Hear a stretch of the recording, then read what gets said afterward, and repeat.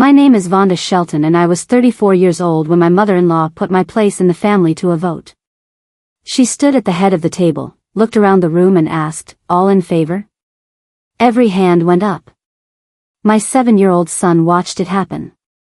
He grabbed my sleeve and whispered, "Mom, why are they doing this?"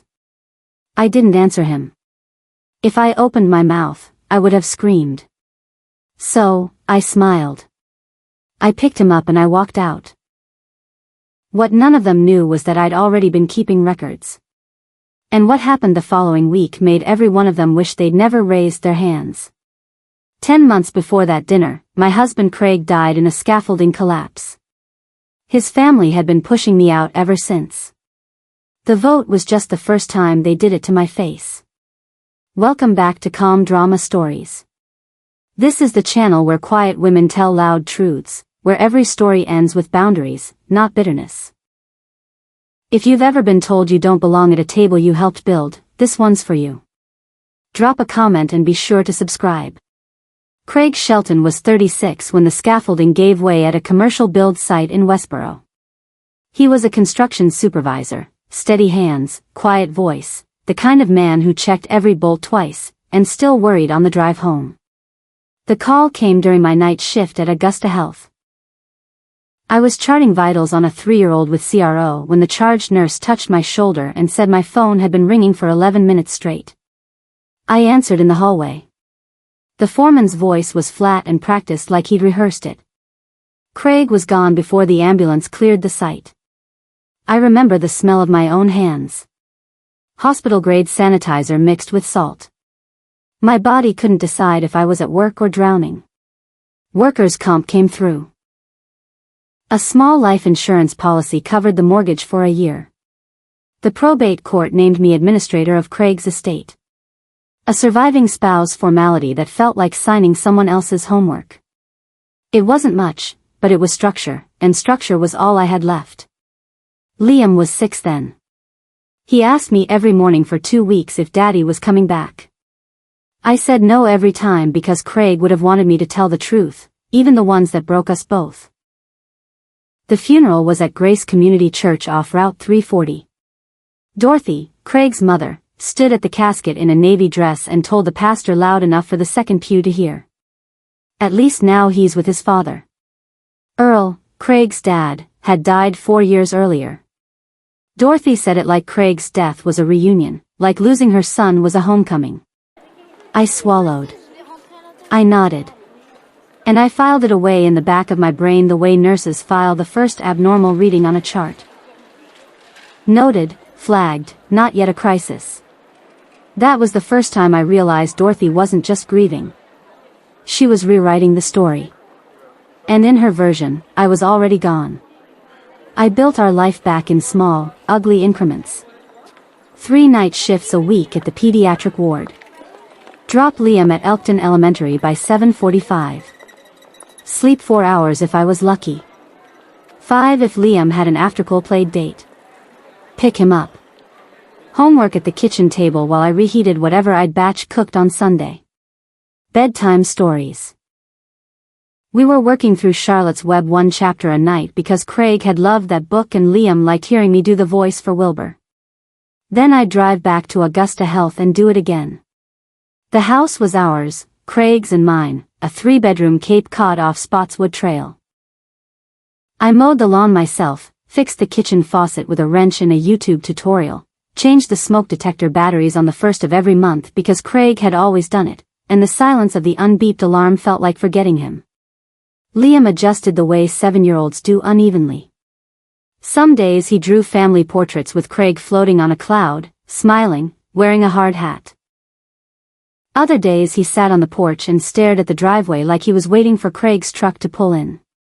He asked me once, "Is Grandma mad at us?" I said, "No, sweetheart. Grandma's just sad." I believed it. Then the Shelton family had a tradition. Sunday dinner at the farmhouse once a month. Dorothy's place sat 25 minutes south on Route 340, white clapboard, wraparound porch, dining table that seated 12. There was a grandfather clock in the hallway that chimed every hour, heavy and deliberate, like it was counting something nobody wanted to count. I kept going to those dinners for Liam. He loved the farm. He loved Dorothy's dog, Duke. He loved running in the yard where his father had run. I could survive a few hours at that table for that. 4 months after the funeral, I drove to the farmhouse for Sunday dinner and noticed my seat had moved. Craig's chair, second from the head, right side, sat empty with a folded cloth napkin on the plate, like a place setting for a ghost. My chair, which had always been next to his, was now at the far end, between Liam's booster and the wall, the kid's end. Nobody mentioned it. Dorothy served ham and scalloped potatoes and asked Brenda, Craig's older sister, whether Liam should be enrolled at the elementary school closer to the farmhouse next year. The district here has better test scores, Brenda said, not looking at me. And he'd be closer to us. I set my fork down. I was thinking about keeping him at Elkton Elementary. It's closer to our house, and he already knows his. Dorothy cut me off mid-sentence. This is a family matter, dear. We'll sort it out. She said it gently. The way you'd correct a child who wandered into an adult conversation. Keith, Craig's younger brother, 29, a mechanic with grease under his fingernails and debt he thought nobody knew about, sat across the table and nodded along like a man agreeing with a verdict he'd already decided on. Brenda smiled thinly. Don't worry, Vonda. We've got Liam covered. I didn't argue. Liam was in the next room, belly down on the carpet with Duke, giggling at nothing. I picked up my fork and finished dinner. On the drive home, I checked my phone. One missed call from Elkton Elementary. The school secretary confirming a Mrs. Shelton had called asking about enrollment procedures for her grandson. Dorothy had called Liam's school without telling me. I pulled into my driveway and sat in the dark car for a long time. The pattern set in like weather. Each month brought a new small invasion. At the next Sunday dinner, Dorothy invited 6 women from her church prayer group, but forgot to mention it to me. I showed up in jeans and a ponytail to find a table full of strangers who already knew my name and my business. Oh, Dorothy said when I walked in, I didn't think you'd make it with your schedule. The prayer group women studied me like a case file, smiling, pitying, assessing. One asked how I was managing all alone. Another asked if I'd considered letting Liam spend summers at the farm. Brenda started showing up at my house unannounced. Tuesday. Just popping by to take Liam for ice cream. She'd have him in the car before I could get my shoes on. One time she had him for 3 hours. I called 5 times. She picked up on the 6th. Relax, Vonda. He's with family. I said, Brenda, I need you to tell me where you're taking my son and when you'll bring him back. She sighed like I was being difficult. You don't really belong here anymore, Vonda. We're just helping. That landed different than the small stuff because you don't really belong here anymore. Isn't help. It's a position statement. I started keeping notes on my phone. Dates, times, what was said, who was present. I didn't have a plan yet. I was a nurse. Documentation was instinct, not strategy. You chart the vitals. You chart the symptoms. You chart the interventions. And if the patient deteriorates, you have a record that shows you were paying attention the whole time. The family was deteriorating and I was paying attention. Keith came by the house on a Saturday. Unusual because Keith avoided me the way people avoid conversations about money. They owe. He parked his truck in the driveway and knocked twice. Sharp and fast like he wanted to get this over with. Just checking if you need help with Craig's truck, he said from the porch. I could take a look at the engine, been sitting a while. I let him in. We stood in the kitchen, me with coffee, him with his hands in his pockets, eyes tracking the hallway toward Craig's office like a compass needle finding north. 10 minutes of small talk and then he steered. Have you gone through Craig's stuff yet? His files, bank statements, that kind of thing. I watched his face when he asked it. 12 years of nursing teaches you to read bodies the way most people read words. His jaw was tight. His right hand went to the back of his neck. A self-soothed gesture I'd seen on patients trying to minimize their symptoms. Keith was nervous. Not yet, I said. The insurance company handled most of the financial side. I'll get to the rest eventually. Good, he said. Too fast. I mean, no rush, just paperwork, right? He left 10 minutes later. I stood at the kitchen window and watched his truck back out. Halfway down the road, he pulled over. I could see him through the windshield, phone to his ear, talking fast, one hand gripping the steering wheel. I didn't know then what he was hiding, but I knew the look. I'd seen it on patients' families when the test results came back and they weren't ready for the answer. Keith was afraid of something in Craig's files. I wrote it down. Sunday morning, 3 weeks later, I walked into Grace Community Church with Liam holding my hand and 2 women from the quilting circle, June and Marianne, women I'd sat next to for 8 years, looked straight through me. After the service, I found them by the fellowship hall. June leaned in like she was sharing a secret. Dorothy mentioned you'd been difficult about Liam's arrangements. Is everything okay at home? I kept my voice level. Everything is fine, June. And for the record, there are no arrangements. I'm his mother. June blinked. Marianne tugged her arm. They walked away fast, heads together, whispering. The narrative had been set. Vonda was the problem. Vonda wasn't cooperating. Vonda was keeping Liam from his grandmother. Dorothy hadn't needed a podium. She had something better. A church network and a reputation for grief that made everyone lean her way. On the drive home, Liam asked, "Mom, why doesn't Grandma smile at us anymore?" I gripped the steering wheel and told him she was still sad about Daddy. That night, after Liam fell asleep, I pulled Craig's flannel shirt from the closet. Red and black buffalo plaid worn at the elbows, 2 buttons missing. It still smelled like sawdust and cheap deodorant. It smelled like being safe.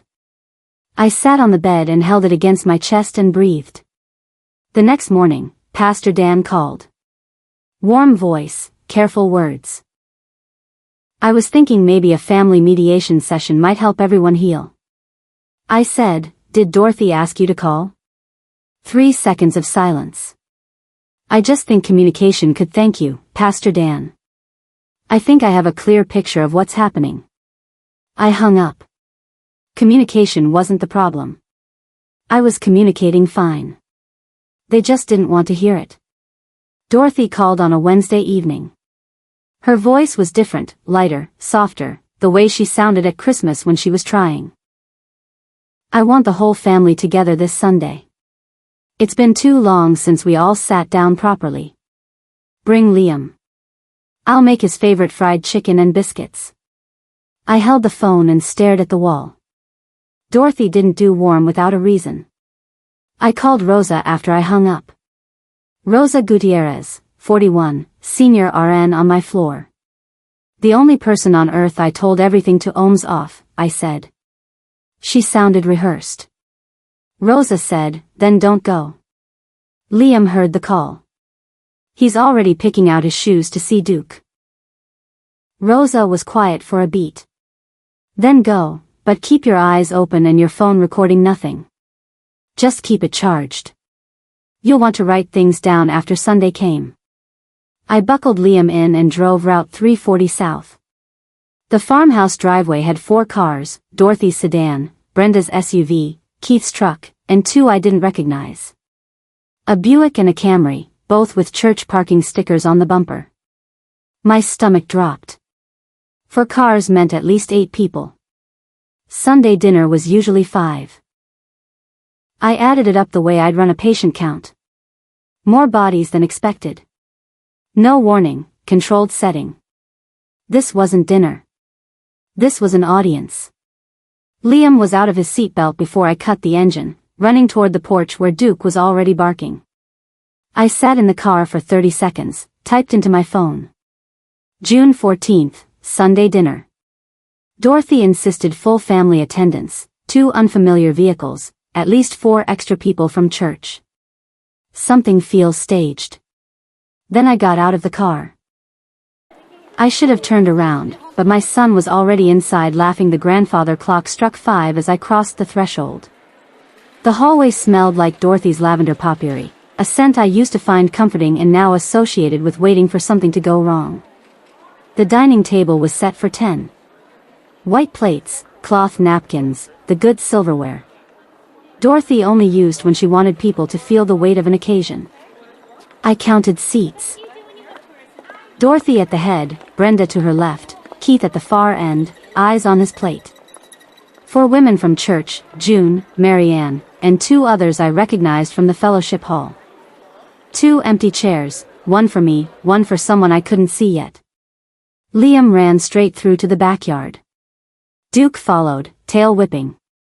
I wanted to call him back, keep him close, but pulling a 7-year-old away from a dog he loved because his mother had a bad feeling. That's not a reason, that's a tell. I sat down.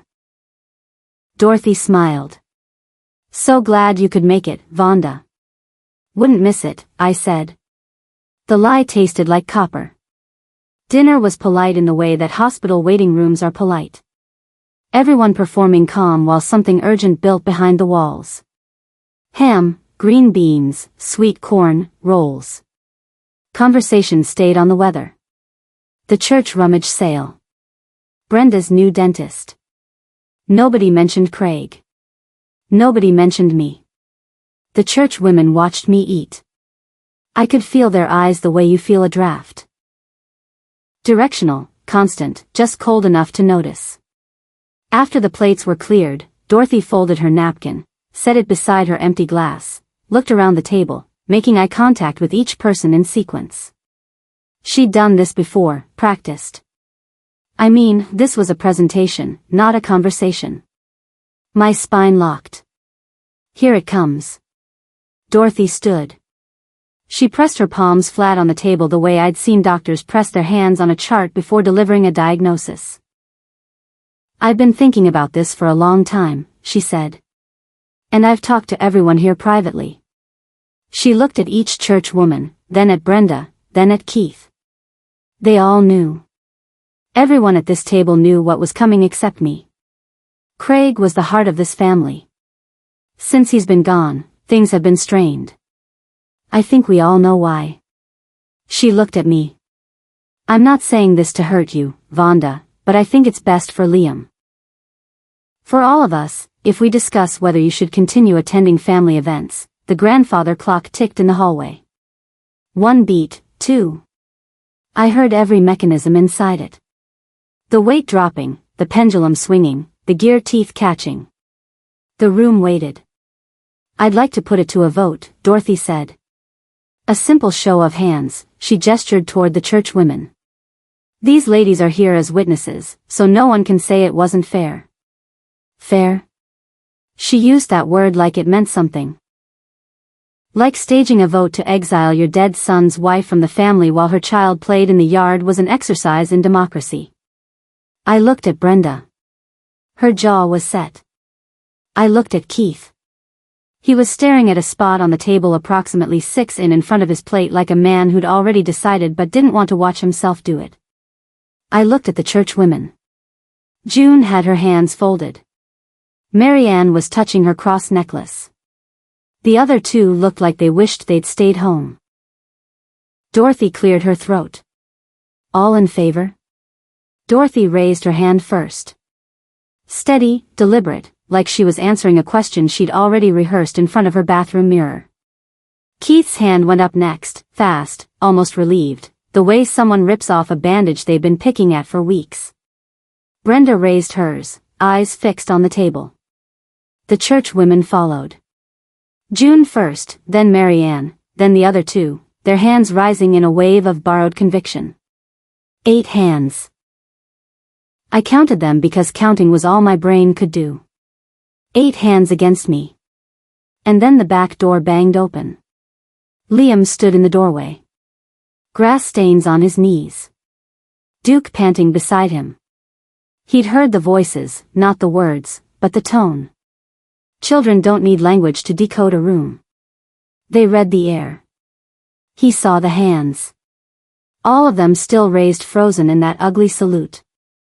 His face went from confusion to something worse. Understanding, he crossed the room to me, grabbed my sleeve, and whispered the thing that broke open every locked door in my chest. Mom, why are they doing this? The hand sanitizer phantom hit me. That hospital smell, stress triggered, my body believing I was back in the hallway where I learned Craig was dead. My vision tunneled, my throat sealed. If I spoke, would scream. If I screamed, Liam would be terrified. If Liam was terrified in this room, Dorothy would use it as evidence that I was unstable. I did the math in 2 heartbeats. I stood up. I picked up my son. I said, I won't fight you on this, Dorothy. Not here. Not in front of my son. I walked out. The screen door clapped shut behind me. The grandfather clock struck 6. Nobody followed us. I buckled Liam into his car seat, drove 25 minutes north on Route 340 at exactly the speed limit, parked in our driveway, sat in the dark, and then only then, I cried. Liam reached forward from the back seat and held my hand. He didn't ask why again. He just held on. The next 3 days moved like hospital time. Slow when you watched it, impossibly fast when you weren't. I went to work, came home, made mac and cheese from a box because I didn't have the energy for anything that required a recipe.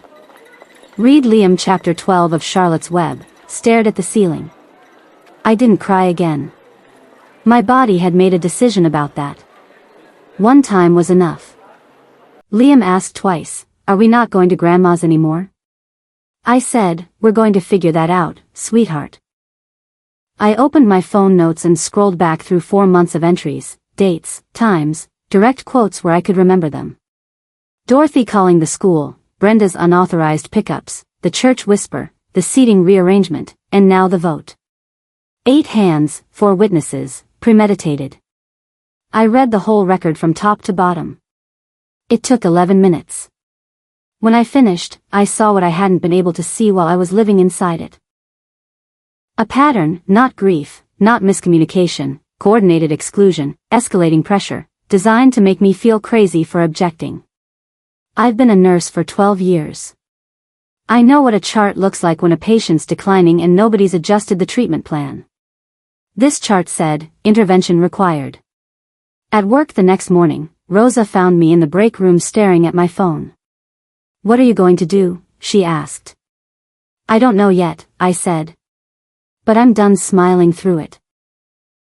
She handed me a coffee. Good, because the smiling was starting to creep me out. I almost laughed. Almost.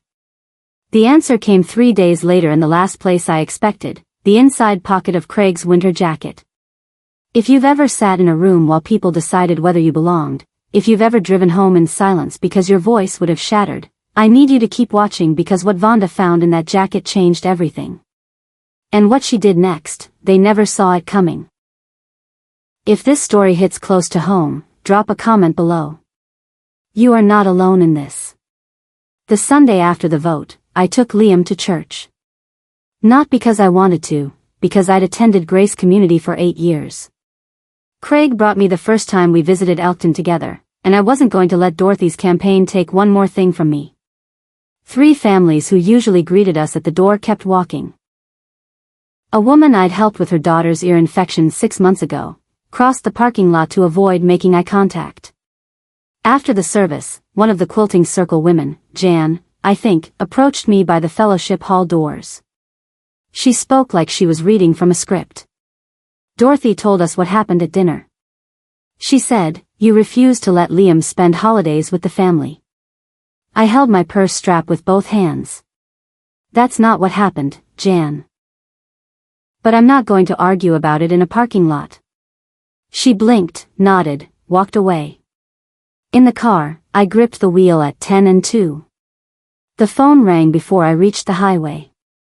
Keith, first contact since the vote. Hey, just wanted to check in. Mom's pretty upset. Maybe if you just apologize for making things so tense. Apologize for what, Keith? Silence. Breathing. A car honked in the background on his end. Look, I'm just saying if you showed some willingness to meet her halfway. Keith, your mother organized a public vote to ban me from family events in front of my child. There is no halfway. More silence, then a click. I set the phone in the cup holder and drove. In the rear-view mirror, Liam was watching the trees pass, his chin on his fist. He looked like Craig when Craig was thinking about something he wasn't ready to say. I'd been avoiding Craig's closet the way you avoid the last chapter of a book you don't want to end. 3 days after the church Sunday, I finally opened the door. His work boots sat on the floor, steel-toed, scuffed, one lay still knotted from the last time he pulled them off. The denim jacket hung from a hook, a pair of khakis I'd been meaning to donate, and the flannel, red and black buffalo plaid, worn at the elbows. I pulled it off the hanger and held it. Sawdust and cheap deodorant, a ghost of cologne from the Christmas before last. I folded it and set it on the bed. Then I reached for his winter work jacket, the heavy brown canvas one he wore on job sites from November through March. I checked the outside pockets first, a receipt from the sheets on Route 250, a carpenter's pencil, and in the inside breast pocket, a sealed envelope, my name on the outside in Craig's handwriting. Block letters, all caps. The way he wrote everything, like he was filling out a form, even when he was writing a love letter. The envelope wasn't stamped. It had never been mailed. I opened it. Craig had written it 18 months ago before a minor outpatient knee surgery. Routine scope, low risk. But Craig was the type to leave instructions for every contingency. He'd survived the surgery fine, forgot the letter, or left it for me to find someday when he wasn't around to say it himself. If you're reading this, something went sideways, and I didn't make it back. I'm sorry, V. You deserved better than this. The handwriting got smaller toward the bottom, like he was running out of room. Take care of Liam. He's got your stubbornness and my appetite. He'll be fine. And then about my family. I love them, but I know who they are. Mom means well, but she holds on too tight. Brenda is fighting her own battles and sometimes takes it out on whoever's closest. And Keith, keep an eye on Keith. He owes me money. And he's slippery about it. The last line. If they ever make you choose between your dignity and their approval, choose your dignity. You earned that V long before you met me. I read that letter 3 times. Then I sat on the closet floor with my back against Craig's work boots and stared at the ceiling fan for an hour. He knew he'd always known what his family was capable of. And for 6 years of marriage, he'd been the wall between them and me, absorbing Dorothy's opinions on the car rides home, deflecting Brenda's overreach with a phone call and a joke, managing Keith's finances with loans and silence. When Craig died, the wall came down, and everything he'd been holding back flooded through. I folded the letter fully and put it in my nightstand drawer. Not Craig's closet. Mine. It was mine now. That night, after Liam went to sleep, I sat at the kitchen table with my laptop. I searched Virginia surviving spouse legal rights, then grandparent visitation rights Virginia, then cease and desist letter family harassment. I'm not a lawyer. I never pretended to be. But I've spent 12 years reading medical literature, interpreting lab results, and translating doctor speak into language that families can understand. Legal language wasn't that different. It just used longer sentences and charged by the hour. What I found in Virginia, the surviving parent has sole legal custody. Grandparents can petition for visitation through the court, but the bar is high. They have to demonstrate that denying visitation would cause actual harm to the child. Emotional harassment by family members, if documented, can support a civil protective order. I wrote down 3 questions for a lawyer.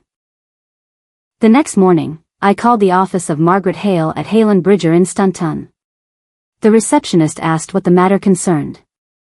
I said, family law, specifically, how to set a boundary with a letter instead of a lawsuit.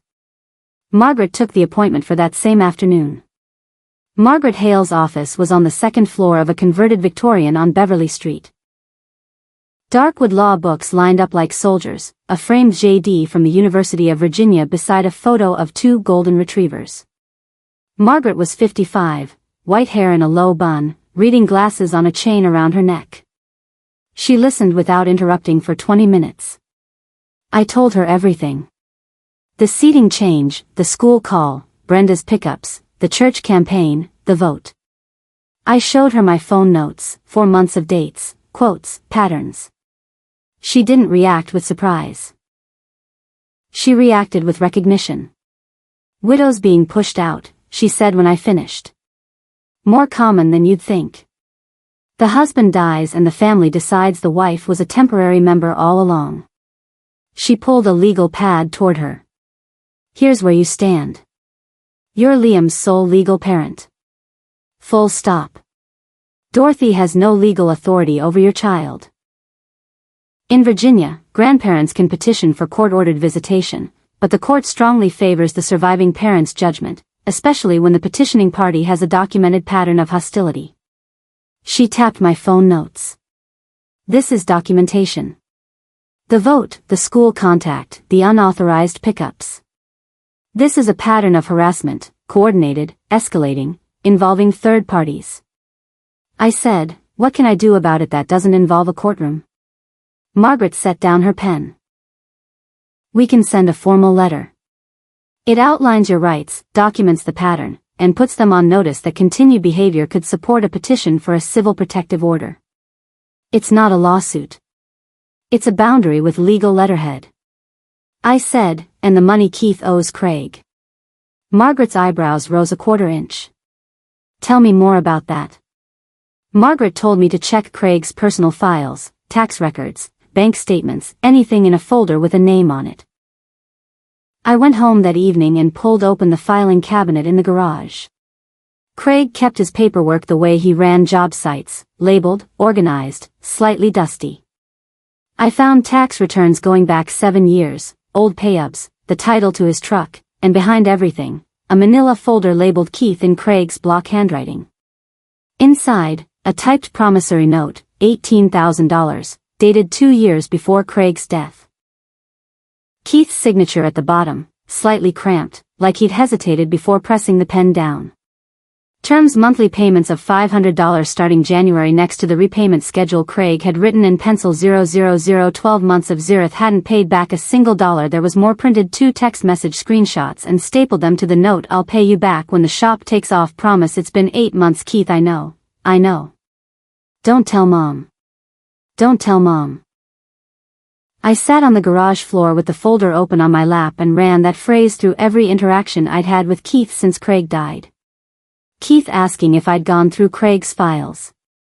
Keith voting yes at the dinner. Keith calling to suggest I apologize. Keith telling Dorothy they needed to keep me at a distance. He didn't want me gone because he cared about Liam's well-being. He wanted me gone because I was 20 minutes away from opening a filing cabinet and finding proof that he owed my dead husband $18,000 he'd never repaid. Dorothy wasn't the architect. Keith was. He'd loaded the gun with Dorothy's grief and let her pull the trigger. I brought everything to Margaret the next day. The phone notes, the promissory note, the printed texts, Craig's letter, not as a legal document, but as context for who Craig was and what he'd known about his own family. Margaret spread the papers across her desk and read them in silence. When she finished, she took off her glasses and set them on the pad. The promissory note is a legally enforceable debt. She said, Keith owes Craig's estate, which means he owes you as the surviving spouse and estate administrator, $18,000, plus any interest specified in the agreement. She picked up the note again. This changes the complexion of everything. Keith's motive for pushing you out of the family isn't emotional, it's financial. That's relevant if any of them ever tried to petition for visitation. It demonstrates that the coordinated campaign against you wasn't about Liam's welfare. It was about protecting Keith's secret. I said, I don't want to destroy them. I just want them to stop. Margaret nodded. That's exactly what this letter does. 3 things. 1. Formally asserts your sole custodial authority over Liam. 2. Documents the pattern of harassment and puts them on notice that continued behavior may result in a petition for a protective order. 3. Includes a demand for repayment of the $18,000 debt to the estate. I said, let me review every word before you send it. I wouldn't have it any other way. We spent 90 minutes going through the draft. I changed 2 sentences, not because they were legally wrong, but because they sounded angrier than I felt. I wanted the letter to sound like me, clear, measured, final. The letter went out on a Tuesday. Certified mail, return receipt requested. While the letter was in transit, 2 to 3 days by certified mail, Dorothy made her next move. She called Augusta Health and asked to speak with my supervisor. She got transferred 3 times before someone in Human Resources picked up. Dorothy told them she had concerns about whether a recently widowed single mother was fit to practice nursing while under this much personal stress. She didn't use the word unfit, she used the word concerned. Same difference, just with deniability attached. HR called me during my shift. A woman named Sharon, calm, professional, clearly reading from a protocol. We received a call from a Mrs. Dorothy Shelton regarding your fitness to practice. We want you to know the call was unfounded and we've noted it in our files. No action will be taken, but we're required to inform you. I stood in the break room with the phone against my ear and felt something colder than anger. Dorothy had tried to come for my job, the job that paid for Liam's food, our mortgage, his school supplies, the job I'd held through Craig's death, through grief, through 4 months of family warfare. And she'd tried to take it away with 1 phone call. I thanked Sharon, hung up, added the incident to my documentation with the date, time, and HR rep's name. Rosa walked in. What happened? You look like you just intubated a patient without sedation. I told her. Rosa's coffee cup stopped halfway to her mouth. She called your job. She's escalating because she thinks I'm not fighting back. Rosa set the cup down. Are you? I looked at her. I already did. She just doesn't know it yet. The next afternoon, I picked Liam up from school and his teacher was waiting at the classroom door. Mrs. Patterson, young, kind, the type who still handwrites notes to parents. She pulled me aside. Liam's aunt came by earlier today. She said she was on the pickup list and wanted to take him home early. My chest went tight. What did you tell her? I told her she wasn't on the authorized list and couldn't take him without your written permission. She wasn't happy about it, but she left. I knelt down and hugged Liam. He smelled like glue sticks and playground dirt. Normal, safe. In the car, I called Brenda, kept my voice even, the way I talk to combative patients, direct and without heat. Did you go to Liam's school today? Brenda's voice pitched up immediately. I was just going to take him for a haircut. Dorothy said, Brenda, you are not on his pickup list. You do not have my permission to take my child from school. Do not do that again. A pause, then hard and flat. You don't really belong here anymore, Vonda. We're trying to help Liam, you're the one making this difficult. I hung up. I didn't respond to the belong comment because responding would mean explaining myself and I was done explaining. I called the school and added a note to Liam's file. Only Vonda Shelton may authorize pickups. No exceptions. I photographed the confirmation email from the office. Then I texted Margaret. Add this to the documentation. Today's date, Brenda Calloway attempted unauthorized pickup at Elton Elementary. Margaret replied in 4 minutes. Noted. Letter goes out tomorrow. Tomorrow was Tuesday. The math was simple. By Friday, Dorothy would be holding a piece of paper that would change everything. Wednesday evening, Liam and I sat on the front porch with jelly jars and holes punched in the lids. The lightning bugs were out early. June in the Shenandoah Valley brings them in swarms, blinking like Morse code across the lawn. Liam caught 3, named them immediately. Flash, Biscuit, and Craig Jr. I laughed. He looked up at me with those serious brown eyes, Craig's eyes, and said, "Dad used to say they were little lanterns for people who walk in the dark." I swallowed hard. He did say that. "Mom, are we walking in the dark?" I put my arm around him. He leaned into me, warm and grass-stained. "We were, buddy, but I think I found a lantern." I tucked him in at 8:30. Charlotte's Web. Chapter 12. He fell asleep before Charlotte finished her web, and I sat on the edge of his bed listening to him breathe. Then I went to the kitchen, opened the filing cabinet drawer, looked at Craig's promissory note, Keith's cramped signature, the printed texts, looked at my phone notes, for months, 37 entries, every incident logged. Looked at Craig's letter in my nightstand. 3 pieces of paper, a promise my husband wrote me before he knew he'd need it, a debt his brother tried to bury, and a record of every time his mother tried to erase me. I didn't go looking for a fight. The fight found me. I was just organized enough to be ready. I walked to the closet, pulled out Craig's flannel, held it one last time.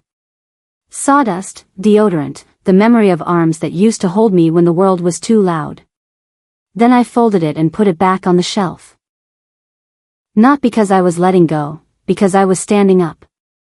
Thursday, Margaret's office called at 2:15.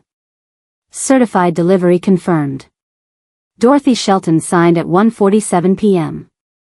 I was in the hospital cafeteria eating a turkey sandwich. I sat it down, took a breath. Somewhere in that white-clapboard farmhouse, 25 minutes south of where I sat, Dorothy was opening an envelope with the words, "Hale and Bridger, attorneys at law, Stunton, Virginia," printed across the top.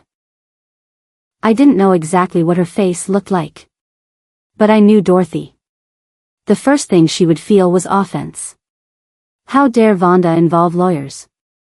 The second thing would be fear because the letter contained specifics she thought nobody would ever put in writing. I waited. 6 minutes later, my phone rang. "Dorothy." I let it go to voicemail. She called again. I let it ring. Third time, I picked up. Her voice was a wire stretched to snapping. "What is this, Vonda? What have you done?" I stood up from the table. Rosa looked at me from across the cafeteria, eyebrows raised. I gave her a small nod. "I set a boundary, Dorothy, in writing." "A boundary? You sent a lawyer after your own family." "My attorney sent a letter outlining my legal rights and documenting a pattern of behavior. Everything in it is factual." Silence, heavy breathing. "Then we're having a family meeting Saturday, the house. And you will be there." I said, "I'll be there." "Good." She hung up. I looked at Rosa. "Saturday," I said, "at the farmhouse." Rosa said, "You want me to come?" "No, this one's mine." Saturday was 2 days away. 2 days for Dorothy to read every word. 2 days for Keith to see his signature on a promissory note he thought was buried with Craig. 2 days to panic. If you've ever had to fight for your place at a table you helped build, or if you've had to walk away from one to keep your peace, this next part is for you. Vonda didn't yell. She didn't cry. She didn't beg. She walked into that farmhouse with paperwork and poise and what happened inside those 4 walls. It was worth the wait. Hit subscribe so you don't miss a single moment. I found out later what happened at the farmhouse that Thursday night. Dorothy called Keith first. He drove over within the hour, which told me everything. Keith didn't rush for anything unless he was scared. They sat at the kitchen table and Dorothy slid the letter across. Keith read his section, and the color left his face like someone had pulled a drain plug. The letter referenced the promissory note by date, amount, and signature. It referenced the $18,000 as a debt owed to Craig's estate, collectible by the estate administrator, me. It noted that the debt, combined with Keith's documented role in encouraging the family's exclusion campaign, raised questions about whether the family's actions toward me were motivated by concern for Liam or by financial self-interest. Keith's hands shook. She found the note. He said, Dorothy stared at him. You owed Craig $18,000. Her voice was flat in a way that was worse than yelling. And you never told me. Keith started bargaining. It was between me and Craig. He said he'd give me time. You told me we needed to separate her from the family for Liam's sake. Was that about Liam or about your debt? Keith opened and closed his mouth twice. Brenda arrived 20 minutes later, read her section. The documented unauthorized school pickup, the specific date, the school's confirmation that she was not on the authorized list. She went pale. Dorothy turned to Keith. You used me. Her voice broke on the last word, not with sorrow for what she'd done to me, but with the humiliation of realizing she'd been a tool. She said, we'll deal with this Saturday, all of us. Keith drove home at 10 miles under the speed limit, white-knuckling the wheel the whole way. Friday night, I sat at my kitchen table with the folder open. Craig's letter, the promissory note, my phone notes, a printed copy of Margaret's letter, which I'd reviewed 3 times and approved word by word. Everything organized, everything documented, everything true. Rosa stopped by after her shift. She stood in my kitchen holding a cup of decaf and looking at me like I was a patient she was assessing before a procedure. You don't have to go tomorrow, she said. I know you could let the letter do the work. That's what lawyers are for. I know. So why are you going? I aligned the edges of the papers in the folder, tapped them straight because Liam is going to ask me someday what I did when his grandmother tried to vote me out of the family. And I want the answer to be. I stood in that room and set the terms myself. Rosa nodded. Okay, then go. But if you need me to be sitting in the driveway with the engine running, I'll be fine. She left at 9 o'clock. I picked out what I'd wear. My good navy blouse and dark jeans. Nothing dramatic, nothing armored. I wasn't dressing for war. I was dressing for closure. Before bed, I read Craig's last line one more time. Choose your dignity. You earned that V long before you met me. I said it out loud once to the empty room in a voice that sounded like mine and also like his. Then I folded the letter back into the envelope and set it in the nightstand drawer. I called the babysitter, Mrs. Parsons, from 2 doors down. Liam would stay home Saturday morning. He didn't need to see this part. Saturday 10 a.m. I drove Route 340 south with the windows down. June air through the valley smelled like cut hay and honeysuckle and the warm asphalt that meant summer was settling in for real. I passed the church, past the school, past the diner on Main Street where Craig proposed in the corner booth. Bad coffee, a ring he'd been carrying for 3 weeks, and the look on his face when I said yes, like he'd been holding his breath for a month. I passed the turnoff for the hardware store Earl used to own before he died. Turned onto the gravel road that led to the Shelton farmhouse. 3 cars in the driveway. Dorothy's sedan, Keith's truck, Brenda's SUV. No church witnesses this time, no prayer group, no audience, just family, or whatever we were now. I parked behind Keith's truck and sat in the car for 60 seconds, breathed, touched the folder on the passenger seat.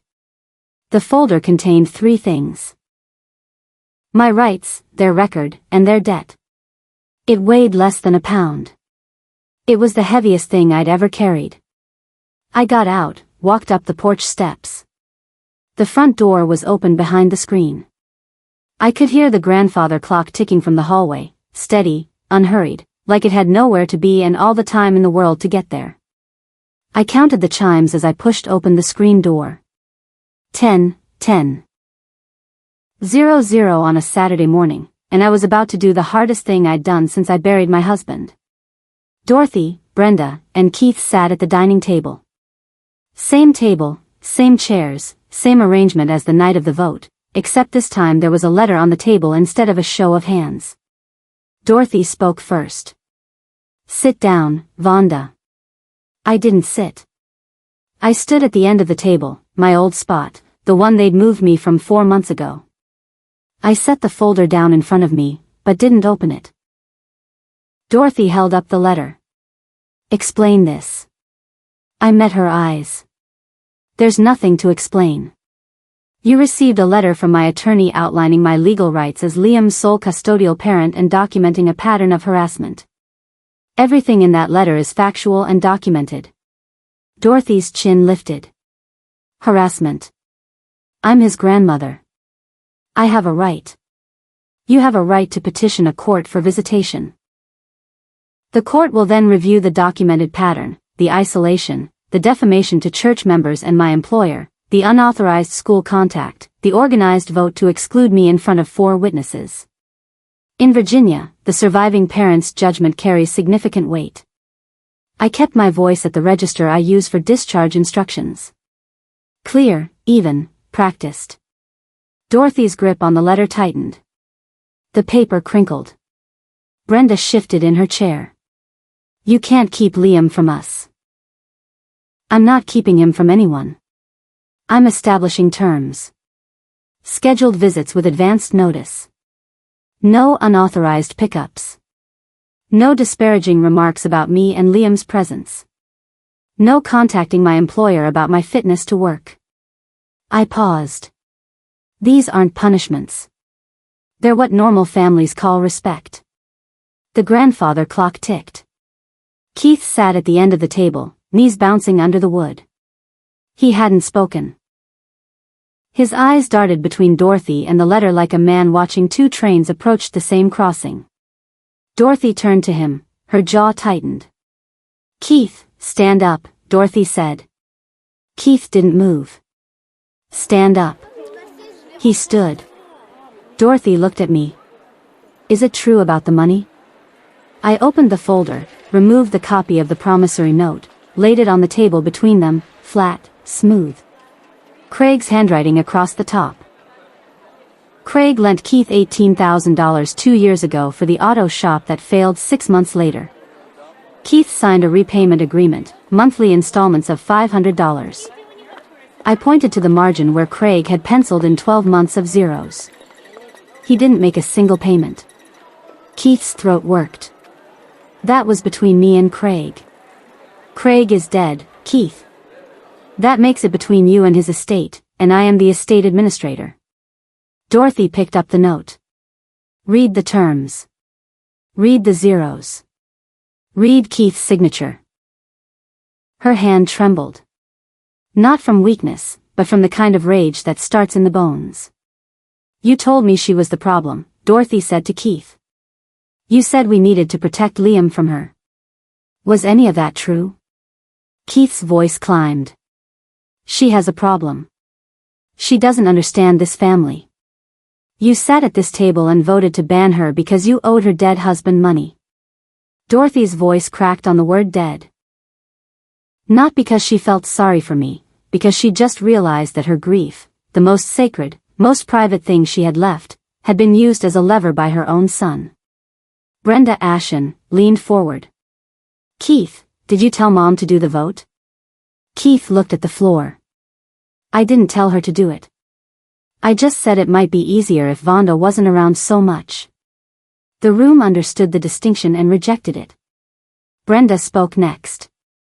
Her voice was smaller than I'd ever heard it. Deflated like the air had been let out of something she'd been inflating for years. The school thing, she said. I was just going to take him for a haircut. I wasn't trying to. I cut her off gently. Brenda, you went to my child's school and tried to pick him up without my permission. You're not on the authorized list. The school flagged it and reported it to me. That's documented. Brenda's eyes filled. Her chin buckled. I miss him, she said. I miss Craig. And Liam is all that's left of. She stopped. I watched her hear her own words catch in her throat. The ones that would have reduced my son to a stand-in for her dead brother. She pressed her lips together. I said, Liam is a 7-year-old boy. He's not a replacement for what you lost. He's my son. If you want to be part of his life, I'm open to that on terms that keep him safe and keep his mother respected. Brenda tried once more out of habit more than conviction. You don't belong here, Vonda. I held her gaze. I don't need to belong here. I just need to protect the person who does. Brenda sat down, put her face in her hands. Her shoulders shook. Keith stood behind his chair, gripping the back of it, staring at the promissory note on the table like it was a photograph of his own signature on a confession. 2 villains down, 1 left. Dorothy hadn't moved. She stood at the head of the table exactly where she'd stood 6 weeks ago when she raised her hand and asked the room to erase me. The letter sat in front of her. Craig's promissory note sat beside it. The room was quiet the way a hospital room gets quiet when the monitor flatlines and everyone knows. But nobody wants to move first. Keith was done. Brenda was crying. Dorothy stood at the head of the table gripping the back of Craig's old chair. The one nobody sat in anymore.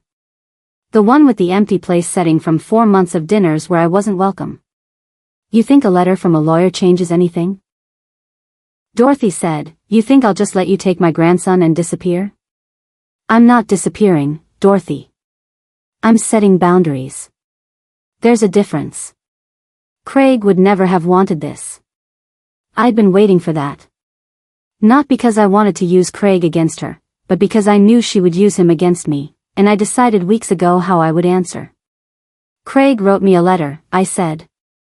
Before he died, he told me to choose my dignity over your approval. I paused, his exact words. Dorothy flinched like I'd touched a burn. He wouldn't say that about his own mother.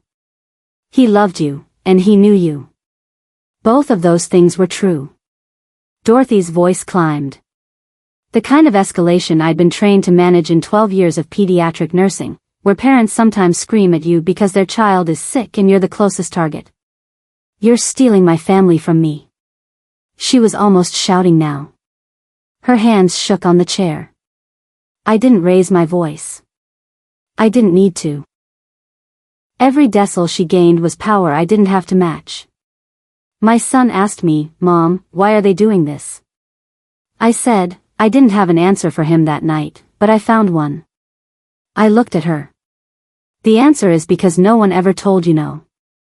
Dorothy opened her mouth, closed it. You said this was a family matter, Dorothy. I picked up my folder. You were right. And as the only parent Liam has left, I've settled it. I closed the folder, looked at each of them. Keith first, then Brenda, then Dorothy. Nobody spoke. The grandfather clock ticked behind me, steady and indifferent, measuring time that no longer belonged to them. I'm going to go home now, I said. I'm going to pick up my son from the babysitter. We're going to make grilled cheese and watch a movie. And starting today, here's how this works. I set the folder on the table. If you want to see Liam, you contact me. Not his school, not his friends' parents, not the church, not my employer, me. We schedule a visit. You show up on time. You treat his mother with basic respect. That's the floor, not the ceiling. I paused. If you can do that, Liam will know his grandmother, his aunt, and his uncle. He'll run in the yard with Duke. He'll eat fried chicken at this table. He'll grow up knowing his father's family. Another pause. If you can't, then the next letter won't be a courtesy. It'll be a petition. I walked to the door. The screen creaked open. Summer air hit my face. Warm, green, alive. Behind me, the grandfather clock ticked. I didn't count the chimes this time. I didn't need to. I stepped onto the porch and said without turning around, I didn't come here to fight. I came to say goodbye to the version of this family that thought they could vote me out. The screen door closed behind me. I walked to my car 25 minutes north on Route 340. Windows down. Same road I'd driven to Craig's funeral to Dorothy's dinners to the vote to this.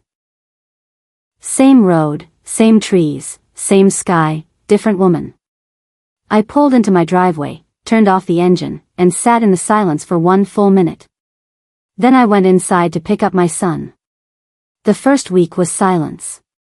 No calls, no texts, no church gossip, no cars in my driveway. The absence was louder than anything Dorothy had ever said. I went to work, made dinner, read Charlotte's Web. We were on chapter 16 now, and Liam kept asking if Charlotte was going to be okay, and I kept saying, let's find out together, because that was the only honest answer I had for most things. Keith called 2 weeks after Saturday. His voice was flat, stripped of the swagger he'd worn, like a borrowed jacket. I can start paying back $300 a month. Is that acceptable? I said, put it in writing and send it to my attorney. He did. Margaret confirmed the repayment agreement the following week. First payment arrived on the 1st of July. $300 direct deposit, memo line estate repayment. Brenda texted 3 weeks later. I stared at my phone for a full minute before opening it. Can I see Liam on Saturday? I'll pick him up at noon and have him back if that works for you. It was the first time in 4 months Brenda had asked instead of assumed. I wrote back. That works. Please text when you arrive. She did. She had him back at 2:55. Dorothy took longer. 6 weeks of silence. Then a handwritten note appeared in my mailbox. Not mailed. Hand-delivered, which meant she'd driven 25 minutes to put it in the box and driven 25 minutes home without knocking. The note said, I was wrong about the vote. I know that now. I don't know how to fix it, but I'd like to try. It wasn't a full apology. Dorothy couldn't get there yet. Her pride and her grief were too tangled up in each other. But it was a crack, a hairline fracture in the wall she'd built between us. I waited a week to respond, not to punish her, but because I needed to mean what I said. Thank you for saying that. Let's start with Saturday coffee at the diner. Just us. She said yes. The coffee was awkward. The conversation was careful. She didn't apologize again. I didn't push. We sat in the corner booth, the same one where Craig proposed and talked about Liam's swimming lessons and whether Dorothy's tomatoes would survive the July heat. It was nothing. It was everything. At church that Sunday, 2 women from the quilting circle approached me. We're sorry, June said. We should have asked you directly. I looked at her. Yes, you should have. Liam drew a new family picture that week. Crayons on construction paper taped to the refrigerator at his eye level. Mom in the center, tall brown hair, holding a briefcase she said was a nurse bag. Dad on a cloud, smiling, wearing a hard hat and waving. Grandma off to the right, smaller with Duke beside her. She was there. He didn't erase her. He just put her in the right place. Family isn't a vote. It's not a show of hands or a seat at someone else's table. Family is what you build when you stop asking for permission to exist.